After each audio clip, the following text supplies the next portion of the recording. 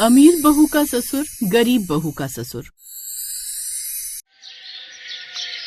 पायल, तू एक नंबर की गरीब है, तुझे अच्छा ससुराल मिल ही नहीं सकता। मेरी शादी तो एक बहुत बड़े ठाकुर खानदान में तय हुई है। उनकी बहुत बड़ी हवेली है, बहुत बड़े जमींदार हैं वो पालमपुर गांव के। क्या बात कर रही है चंचल, मेरी शादी भी पालमपुर गांव में ही तय हुई है, लेकिन तेरी तरह मेरा ससुराल अमीर नहीं है। मुझे पहले से ही पता था कि तेरी शादी किसी भिखमंगे के घर ही होगी। खैर, कुछ ही दिनों बाद उन दोनों की शादी हो गई। जैसे ही चंचल हवेली के अंदर प्रवेश हुई, वैसे ही अपना थोड़ा सा घूंघट उठाकर हवेली को देखने लगी। तभी उसके ससुर ठाकुर दुर्जन सिंह के सामने आए। उसका पति अजय भी वहीं पर मौजूद था। बहू, मुझे पता है तू शहर की रहने वाली है, पर अब तू ठाकुर दुर्जन सिंह की बहू बन चुकी है, इसलिए यहाँ पर मेरे बनाए नियम और कानून के हिसाब से रहना होगा, समझे? अपना घूंघट तुरंत नीचे कर, हल्का सा भी चेहरा नहीं दिखना चाहिए, समझ गई? ठीक है ससुर जी। वहीं दूसरी तरफ पायल भी अपने गरीब ससुराल में पहुंची। उसके ससुर ने अपने बेटे बहू की आरती उतारी और उनका गृह प्रवेश कराया। फिर वो तुरंत अपनी बहू के लिए पानी भी लेकर आए। अरे पिताजी, आप ही सब क्यों कर रहे हैं? बेटी, तेरी सास तो है नहीं, इसलिए सारा काम मुझे ही करना पड़ेगा ना। तू थक गई होगी बिटिया, ये ले पानी पी ले। विक्रम बेटा, तू बहू को कमरे में लेकर जा, थोड़ा आराम कर लेगी, है? ठीक है पिताजी। लेकिन पिताजी, आज तो मेरी पहली रसोई है ना। अरे बेटी, इस घर में सिर्फ हम 3 लोग हैं, खाना बनाने में कितना टाइम लगेगा, है? पहले आराम कर ले, उसके बाद खाना बनाना। अपने ससुर के कहने पर पायल कमरे में चली गई, लेकिन थोड़ी ही देर में वो रसोई घर जाकर खाना बनाने लगी। वहीं दूसरी तरफ चंचल भी अपने किचन में गई, जो बहुत ही आलीशान था। वो भी तुरंत खाना बनाने लगी। खैर, थोड़ी देर में वो खाना बनाकर ले आई और वो भी अपने ससुर और पति के साथ टेबल पर बैठकर खाने लगी। तभी ठाकुर दुर्जन सिंह गुस्से में खड़े हुए। तेरे माँ बाप ने तुझे संस्कार नहीं सिखाए क्या, है? अपने ससुर के बराबर में बैठकर खाना खाने जा रही है। चुपचाप खड़ी हो जा, और जब तक हम दोनों खाना खा रहे हैं तब तक एक किनारे घूंघट डालकर खड़ी रह। जब हम दोनों खाना खा लें उसके बाद तू कमरे में बैठकर खाना खाएगी, समझी? ये हमारी परंपरा है। चंचल, तुम तो बहुत अमीर खानदान की हो, लेकिन लगता है शायद तुम्हारे माँ बाप ने तुम्हें संस्कार नहीं दिए हैं। चंचल बेचारी घूंघट डालकर एक कोने में खड़ी हो गई, लेकिन वो कुछ बोल नहीं पा रही थी। वहीं दूसरी तरफ पायल भी खाना बनाकर लाई और अपने ससुर और विक्रम को परोस कर एक किनारे खड़ी हो गई। वो दोनों जमीन पर बैठकर खाना खा रहे थे। तभी उसके ससुर गजोधर ने कहा, बहू, तुमने खाना तो बहुत स्वादिष्ट बनाया है, तुम भी हमारे साथ बैठकर खाओ। अरे पिताजी, मैं अपने ससुर के बराबर में बैठकर कैसे खा सकती हूँ? बेटी, मैंने अभी तक तुम्हें एक भी बार बहू कहा? मैं तो तुम्हें बार बार बेटी कहकर बुला रहा हूँ ना, और एक बेटी तो अपने पिता के साथ खाना खा ही सकती है। अरे पायल, ज्यादा यहाँ पर शर्माने की जरूरत नहीं है, तुम हम सबके साथ बैठकर खाना खाओ ना। उनके बार बार कहने पर पायल भी उन लोगों के साथ बैठकर खाना खाने लगी। खैर, खाना खाने के बाद उसके ससुर ने उसे एक हार दिया। बेटी, तुम्हारी सास तो है नहीं, इसलिए ये खानदानी हार मैं तुम्हारे हवाले करता हूँ, और ये चाबियां भी पकड़ो। आज के बाद इस घर की सारी जिम्मेदारी तेरी। मुझे जो है आजादी मिल गई भैया। वहीं दूसरी तरफ ठाकुर दुर्जन सिंह ने भी हीरे का हार चंचल को दिया। पहली रसोई के बाद अपनी बहू को कुछ न कुछ दिया जाता है ना, मैं तुझे वही दे रहा हूँ। इस गांव में मुझसे ज्यादा महंगा गिफ्ट कोई अपनी बहू को नहीं दे सकता। बेचारी चंचल पहले दिन ही इतनी फ्रस्ट्रेटेड हो गई कि उसने खाना खाया ही नहीं। सुहागरात के समय उसने अपने पति से कहा, अजय, तुम्हारे घर में तो कुछ ज्यादा ही बंदिशें लगाई जा रही हैं। खबरदार, जो इसे बंदिशा कहा तो ये इस घर की परंपराएं हैं। वहीं दूसरी तरफ आज पायल और विक्रम की भी सुहागरात थी। विक्रम, ससुर जी तो मुझे बिल्कुल पिता जैसा प्यार करते हैं। ऐसा ससुर भगवान हर किसी को दे। पायल, मेरे पिताजी तो ऐसे ही हैं। इस घर में तुम्हें वो कभी ऐसा महसूस नहीं होने देंगे कि तुम उनकी बहू हो, बल्कि तुम्हें बिल्कुल बेटी जैसा महसूस हो। खैर, अगले दिन क्या सोचा था और क्या हो गया। सोचा था अमीर घर की बहू बनूंगी तो खूब ऐश करूंगी। घुटन होने लगी है इस हवेली में, थोड़ी देर गाँव घूम कर आती हूँ। चंचल ने जैसे ही पहला कदम चौखट के बाहर रखा, अरे तेरे अंदर कुछ शर्म हया है या नहीं, है? ठाकुर दुर्जन सिंह की बहुएं घर के बाहर 4 दीवारी से अकेले बाहर नहीं निकलती। चल चुपचाप घर के अंदर चल। तुम्हें जिस भी चीज की जरूरत होगी सब कुछ तुम्हें यहीं मिलेगा। बाहर जाने की दोबारा कोशिश भी मत करना, समझी? बेचारी चंचल अपनी आंखों में आंसू लिए अपने कमरे में चली गई। वहीं दूसरी तरफ पायल के ससुर ने उससे कहा, अरे पायल बिटिया, यहाँ घर में बैठे बैठे तुम बोर हो गई होगी। जाओ, विक्रम को खेतों में खाना देकर आओ, और जो है जरा गांव भी घूम लेना। हाँ पिताजी, ये सही रहेगा। पायल ने खाना पैक किया और खेतों में अपने पति विक्रम को देने चली गई। खाना देने के बाद पायल वहाँ से लौटने लगी, तभी चंचल ने खिड़की से पायल को देख लिया। ये क्या, पायल तो खुलेआम गांव में घूम रही है, क्या इसका ससुर इसे मना नहीं करता? पायल, मेरी तरफ देखो पायल। चंचल अपने ससुर से डर रही थी, इसलिए दबी आवाज में पायल को बुलाने की कोशिश कर रही थी, लेकिन उसकी आवाज पायल तक पहुंच ही नहीं पा रही थी। खैर, पायल अपने घर वापस आ गई। वाह, कितना खूबसूरत गाँव है पिताजी। हाँ बेटी, हमारा गांव बहुत प्यारा है। तो ऐसे ही दिन बीत रहे थे। किसी भी चीज की कमी न होने के बावजूद भी चंचल उस हवेली में खुश नहीं थी, जबकि एक गरीब घर की बहू होने के बावजूद भी पायल बहुत खुश थी। फिर एक रोज ठाकुर साहब किसी काम से शहर गए हुए थे। इस बात का फायदा उठाकर चंचल किसी तरह पायल के घर आ गई। पायल के ससुर जी भी वहीं पर थे। अरे पायल बिटिया, ये तो हमारे ठाकुर दुर्जन सिंह की बहू है। क्या तुम इन्हें जानती हो बेटी? हाँ पिताजी, ये मेरी बचपन की सहेली है। अच्छा, ये तुम्हारी सहेली है। बेटी तुम लोग बातें करो, मैं तुम लोगों के लिए चाय पानी लेकर आता हूँ। अरे पिताजी, मेरे होते हुए आप चाय लेकर क्यों आएंगे?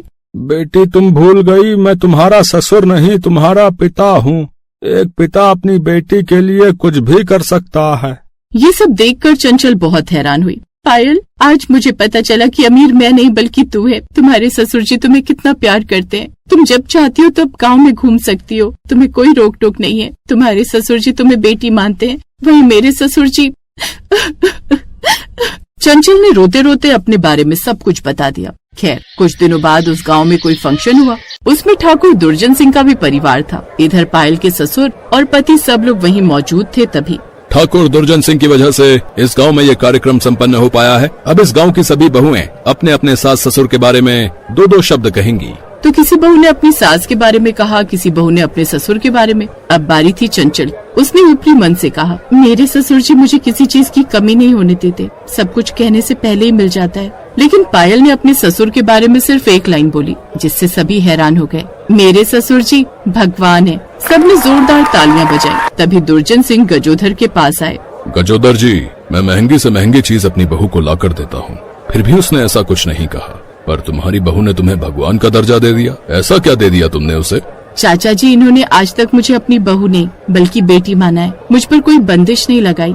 हाँ ठाकुर साहब, प्यार कभी कैद नहीं करता बल्कि आजादी देता है। महिलाओं को चार दीवारी में बंद करके, उन्हें जो है कैद करके आप उन्हें गुलाम तो बना सकते हैं, पर उनके दिल में जगह नहीं बना सकते।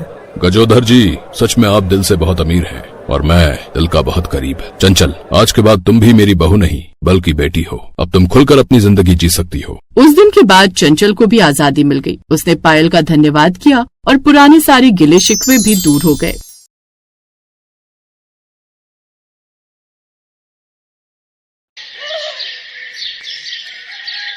वृंदा का दो बेटियों के सिवा दुनिया में कोई नहीं था।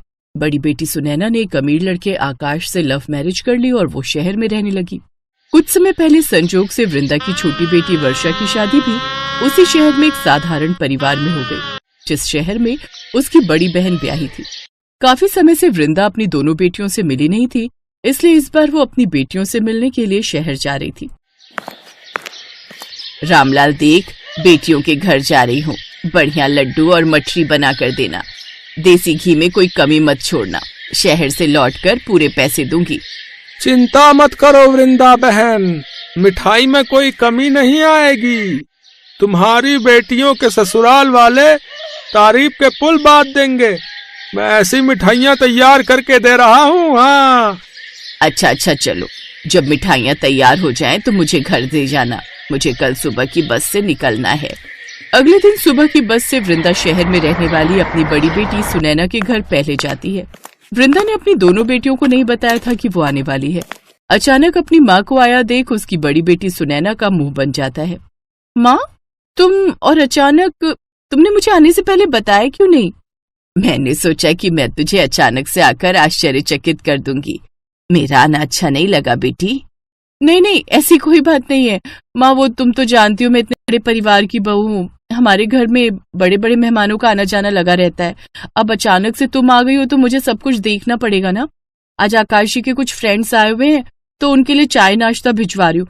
माँ, एक काम करो, तुम मेरे कमरे में जाकर बैठो, मैं रामू के हाथ तुम्हारे लिए चाय नाश्ता भिजवाती हूँ। हाँ बिटिया, पहले तुम दामाद जी के दोस्तों को देखो। मैं तुम्हारे कमरे में बैठी हूँ और चाय नाश्ते की चिंता मत करो, मैं अपने साथ पराठे और अचार बांध कर लाई थी, मुझे इतनी भूख नहीं है। अरे सुनैना, याद आया, मैं तुम्हारे लिए रामलाल हलवाई के बेसन के लड्डू और मठरी लाई हूँ, तुम्हें पसंद। माँ, मैंने तुमसे कहा ना कि आकाश के फ्रेंड्स आए हुए, ये फालतू बातें मैं बाद में करूंगी, अभी तुम मेरे कमरे में जाकर बैठो, और हाँ, ये तामझाम यहाँ मत खोल देना। सुनैना की बातें सुनकर वृंदा का चेहरा उतर गया।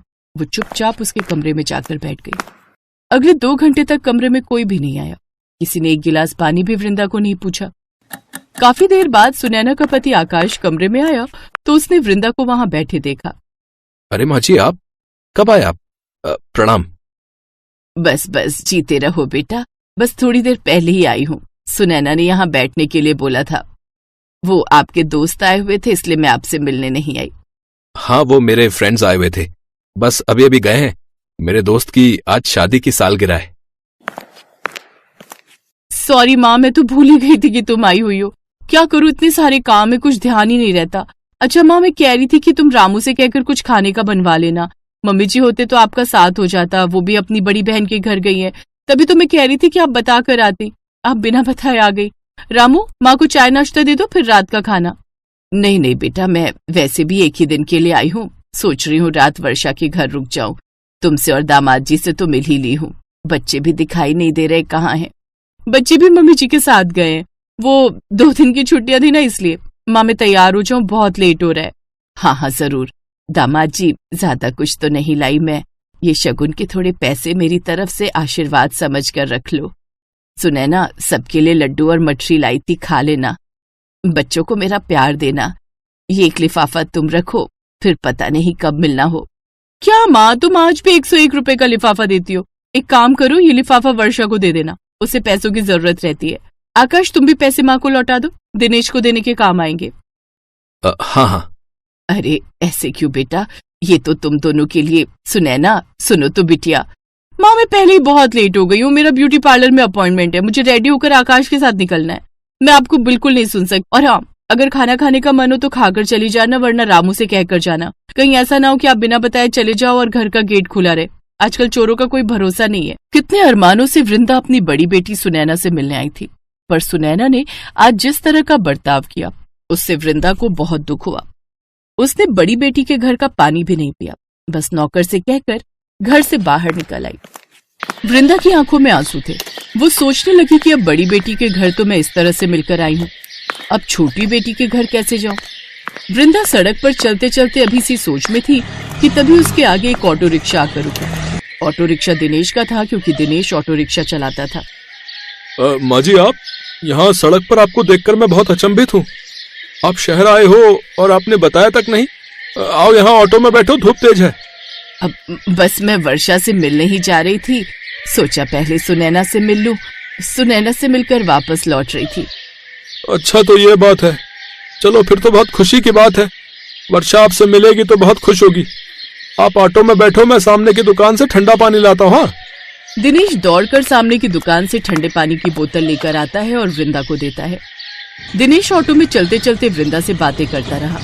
वृंदा के चेहरे पर थोड़ी उदासी और थोड़ी खुशी साफ दिखाई दे रही थी। कुछ देर बाद दिनेश वृंदा को लेकर घर पहुंचता है। माँ, तुम अचानक कितने समय बाद तुम्हें देख रही हो। माँ, तुम नहीं जानती तुम्हें देखकर मैं कितनी खुश हूँ। मैं तुम्हारे लिए बहुत उदास हो गई थी। मैं तो इनसे कब से कह रही थी कि मुझे माँ से मिलवाने ले चलो, पर आज तुम्हें देखकर मेरी खुशी का ठिकाना नहीं है। तुम अचानक आई और मुझे बताया भी नहीं। मुझे पता है तुम पहले सुनैना दीदी से मिलने गई होगी। मैं छोटी हूँ ना, इसलिए मेरा नंबर बाद में आता है। हाँ, ये तो सच है, मैं पहले सुनैना से ही मिलने गई थी, बस वहां से ही आ रही हूँ। फिर तो तुमने वहां पर ढेरों पकवान और मिठाइयाँ खा ली होंगी। अब मेरे घर की रूखी सूखी थोड़ी खाओगी। वैसे बताओ ना माँ, मैं तुम्हारे लिए आज तुम्हारी पसंद का क्या बनाऊं? वृंदा ने एक ठंडी आह भरी और धीरे से बोली, एक कप अदरक वाली चाय बना दे, घुटनों में बहुत दर्द है। माँ, हाँ हाँ, चाय तो मैं बना ही रही हूँ। सुनो, माँ के लिए बाजार से समोसे ले आओ, लगता है माँ ने कुछ नहीं खाया। हाँ हाँ, मैं अभी लेकर आता हूँ। नहीं नहीं दामाद जी, आज समोसे नहीं, रामलाल हलवाई के लड्डू और मठरी चाय के साथ खाएंगे। रामलाल हलवाई के लड्डू और मठरी? माँ, मैं ये कब से खाने के लिए तरस रही थी, मुझे तो ये बहुत पसंद है। मैं जल्दी से चाय बनाकर लाती हूँ, फिर तीनों मिलकर खाएंगे। वर्षा कुछ कुछ समझ तो गई थी, पर उसने पूछना सही नहीं समझा। उसे पता था कि अगर वो पूछेगी तो माँ को दुख होगा, इसलिए वो अपनी माँ के चेहरे पर जितनी खुशी ला सकती थी उतनी लाने की कोशिश कर रही थी। इसमें दिनेश भी उसका साथ दे रहा था। अगले कुछ दिनों तक वृंदा अपनी छोटी बेटी और दामाद के पास ही रही। दोनों ने उसे पूरा शहर घुमाया, शॉपिंग करवाई, अच्छी अच्छी साड़ियां खरीद कर दी। जितना उन दोनों से बन पड़ता था उन दोनों ने किया। जाते जाते वृंदा ने अपने आप से एक फैसला लिया। वृंदा ने गांव वापस जाते ही अपना घर और जमीन अपनी छोटी बेटी वर्षा के नाम कर दी, क्योंकि वो जानती थी कि उसकी बड़ी बेटी बहुत अमीर है, उसे किसी चीज की कोई कमी नहीं है। अगर वो उसे कुछ देगी भी तो उसकी बड़ी बेटी उसे दुत्कार देगी। कहते हैं जिस चीज की जिसे जरूरत होती है वही उस चीज की कदर करता है। वर्षा का दिल बहुत बड़ा था और उसे कहीं ना कहीं रिश्तों की अहमियत भी थी, इसलिए वृंदा ने अपनी छोटी बेटी वर्षा की मदद करना ही सही समझा और अपनी जमीन जायदाद की मालकिन अपनी छोटी बेटी वर्षा को बना दिया।